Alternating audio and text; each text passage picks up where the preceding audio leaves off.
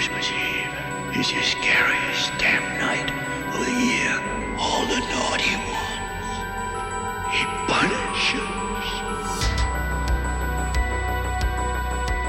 Silent Night, Deadly Night is about a boy named Billy, whose parents were murdered in front of him on Christmas Eve by a guy dressed as jolly old Saint Nick. And while growing up and trying to overcome that trauma, he gets repeatedly abused by Mother Superior at an orphanage, both physically and psychologically. So flash forward a few years and Billy seems to have grown up into a hard-working young man, putting all that trauma behind him. That is until his PTSD rears its ugly head again when he's forced to play Santa Claus by his boss, to which he eventually snaps and starts punishing all those who have been naughty. Punish! Punish! Punish! Now, even though this debuted in the year of my birth, 1984, this was a first-time watch for me, and never have I seen a film transition so quick from schlock to intense and almost quasi-psychological horror, all the way back to schlock. I mean, talk about whiplash. But you know something? I had fun with every minute of it. It's one of those films that when you think of cliche 80s slashers, this has to be high on that list. Alright, in this thing there are a total of 13 kills and the death of one innocent snowman. Now 8 of those kills are attributed to Billy, and 4 instances of double kills, which I think is a new record here on ranking the kills. But let's not waste any more time and let's dive in to this ranking. Punish! Coming in at number 9 is this store clerk from the beginning of the movie. So right at the start, this store clerk is getting robbed by some deviant dressed as Santa Claus. But instead of just handing the money over, the clerk believes in his Second Amendment rights and goes to pull his piece on old Kris Kringle. Except quick draw here ain't faster than Father Christmas, and takes 2 to the chest and 1 to the head. Thanks for playing. Merry fucking Christmas. Coming in at number 8 is the death of this movie's villain, Billy. So to give this kill proper context, throughout Billy's childhood at the orphanage, Mother Superior has treated Billy like a real see you next Tuesday. Now I get the necessity to be strict sometimes, but Christ, this is just an onslaught of physical and psychological abuse. So at the end of the movie, Billy decides to put a bow on his Christmas killing caper by killing Mother Superior. But before he can purge his fixation, he gets shot to death by the most 80s middle-aged detective ever. Honestly, this ending to the movie and to Billy was very underwhelming, but it sits one above last place simply because, well, it's the death of the villain, which is slightly more significant than the nameless store clerk from the beginning. But after all this goes down, it's shown that Billy's kid brother Ricky witnessed the entire thing. And you know the evil psychosis that was in Billy has been passed down to his little brother when he utters his famous catchphrase, Garbage Day! No, that's in the next movie. Coming in at number 7 is the killing of Father O'Brien.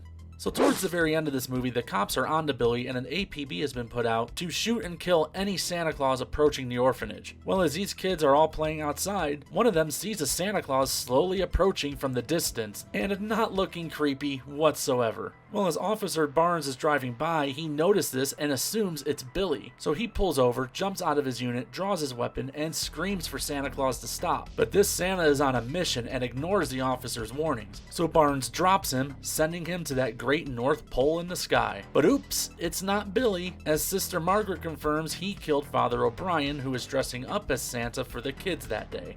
It's Father O'Brien. He was our Santa this year. Now this is one of those classic cliche fake out kills that is poorly telegraphed, but I gotta admit I did mark out on the twist that the reason Father O'Brien didn't hear the officer was because he is deaf. Like, even if this character has been shoehorned in here at the end for body count fodder, I gotta admit that's pretty funny. Coming in at number 6 is Officer Barnes.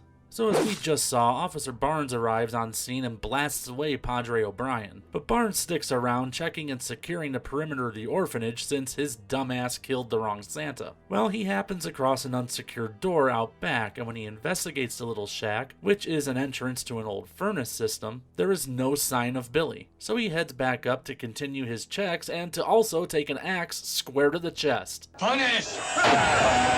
Now this is a fairly pedestrian kill, but one that sits above the others simply because the build-up was actually a little tense. Predictable to a degree, but still tense. Coming in at number 5 is the killing of Billy's dad and Billy's mom. Back at the beginning of this movie, it's Christmas Eve and Billy and his baby brother and his parents are on their way to their grandmother's to celebrate the holiday. But they happen across that deviant Santa who killed the store clerk earlier, whose ride has broken down. So when Santa tries to jack their four-wheel sleigh, Billy's dad tries to reverse the fuck out of there but takes a 9 right to the skull. I mean, damn, Santa got his Deadshot daiquiri perk enabled, it looks like. But as Billy runs and hides, Santa drags his mom out of the car, attempts to rape her, but instead decides to Ray Rice her and then cut her throat. And then we are treated to some gospel music? I mean, it's kind of a weird and funny transition. Now this kill is significant, obviously, because it's the trauma that will haunt Billy for the rest of his life and causes him to snap. But the kill itself, especially when it comes to the mom, feels cheap and sleazy. But I mean, it's an 80s slasher flick, so what are you gonna do? Coming in at number 4 is the double kill of Andy and Pamela. Andy here is Billy's co-worker, who kind of treats him like shit, and Pamela is his other co-worker who he's kind of been crushing on. Well, late night after the store Christmas party, Billy catches Andy and Pamela making out, and when they go to the back room, Andy takes things a little too far, and when Pamela rejects him, Andy decides he's gonna rape her instead. I mean, seriously, what is this film's obsession with rape? Anyway, Billy sees all this go down and he officially snaps. So he waltzes over and snatches Andy with some Christmas lights and holds him up with one hand, strangling him to death. I mean, shit, he strangles him so hard he even causes him to bleed. Well, Pamela doesn't take too kindly to Billy killing the man who was just trying to rape her, and she chastises him, calling him crazy, and starts attacking him. I mean, you see what happens, you save somebody from rape, and this is the thanks you get. Well, Billy isn't having any of that, so he takes a box cutter and decides to slice up Pamela, long pig style. Once again, another significant kill in this movie, as obviously we see Billy snap and kill not only the asshole, but also the innocent victim who is obviously scared shitless. This shows us that Billy isn't some murderous anti-hero that we can root for, but just a real full-fledged psychopath. Coming in at number 3 is the double kill of Mr. Sims and Mrs. Randall. Mr. Sims here is Billy's boss, who is kind of a piece of shit, but in a lovable way. But when the store Santa can't make his shift on Christmas Eve, Mr. Sims makes Billy don the red suit. And yeah, little did he know that this little simple act set those psycho wheels in motion. I mean, it's like giving a cop a box of donuts. Anywho, later after the store has closed up for the night, the staff decides to get shit-faced and have a party of their own. Andy and Pam head off, and we know what happened there. But old Mr. Sims here thinks he's heard some commotion coming from the back storeroom, so he puts his drinking with Mrs. Randall on hold and goes to investigate. But Simsy here deduces that he's just drunk and hearing things and goes to leave, but oops! Stop! Hammer time! So Mrs. Randall, who's just as smashed as Sims, goes to look for him and wanders into that storeroom. And after squinting through the darkness, she finds Sims with a pretty painful headache. Well, she runs and tries to call for police, but Billy cuts her off. So she takes off running again and tries to hide. And when Billy thinks he's got the drop on her, she pushes some empty boxes on him and tries running again. Except Billy pulls out a bow and arrow and Robin Hoods her ass from across the store. But don't worry, she'll be fine. She ends up getting a job later as a nurse in Halloween 4.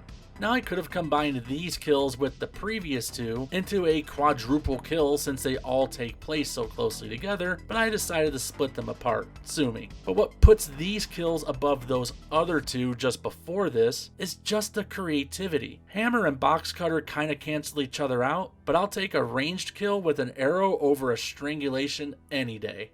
Coming in at number 2 is the killing of Bob. So these two boys are out late trying to test out their cherry new sleds when they are scared and bullied by Bob and Matt, who beat them up and steal their sleds for their own amusement. I mean, what hooligans they are. Anyways, Matt speeds down the hill, and by speeds, I mean he just leisurely slides down the slope. Meanwhile, Bob is like, eat shit, watch what I can do. But as he traverses down the hill, Billy jumps out from behind a tree and, oh please, please tell me. Look at that. Oh, there's his head. There's his head rolling up behind him.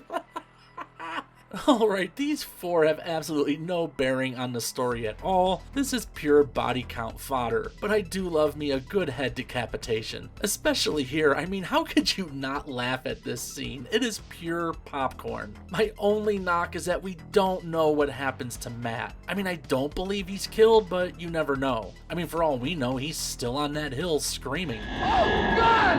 Oh, God!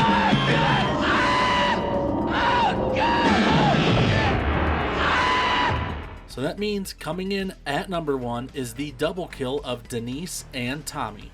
So Tommy and Denise, 2 completely random ass people not associated with the story before or after this moment, are trying to play hide the Yule log when their gift exchanging is interrupted by Denise's little sister, who says she wants to stay up and see Santa Claus. Well, Denise tells her that if you don't get back to bed, Santa won't come. Well, little sis promptly goes back to bed so Trash and Dime Store Johnny Lawrence can return to spreading a little holiday cheer. But Denise is distracted by the sounds of bells jingle-jangling from upstairs. So she goes upstairs thinking it's her cat when Billy shows up and Jack Torrances his way through the balsa wood front door, chases her into the living room, and impales her onto the antlers of a mounted deer head. Meanwhile, proving blondes really are dumb, Jerk-Off right here at the bottom of the steps could not hear the door get busted in, or Denise's cries for help, or her struggling. Instead, he's all, Hey, Denise! What are you doing? oh, I don't know, getting murdered, you deaf and dumb Oh yeah, he also has the peripheral vision of a blind box turtle. So eventually he discovers Denise just hanging out, and that's when Billy comes out of nowhere and the 2 get into a little scuffle. But Billy eventually gets the upper hand by strangling him with a telephone cord and then eliminating his ass from the Royal Rumble. Permanently. Punish! Now, how Billy chose this house of all houses to find 2 people screwing is either just blind luck, or, you know, he is Santa Claus, and Santa does know if you've been naughty or nice. But anyway, this double kill is pure 80s slasher through and through. Blood and gratuitous. I love how batshit crazy and silly it is, but also love the creativity of using antlers and broken glass to impale his victims. But I do think the capper to all of this is when Denise's little sister sees Billy and mistakes him for Santa. You're watching this like, oh shit, is he gonna butcher this little kid? And when he asks if she's been naughty or nice, she obviously says nice. So he gives her a box cutter. I mean, come on. It's such an intense but hilarious moment. I love it all, and that's why it's number 1 for me. It's over! Time to get shit-faced!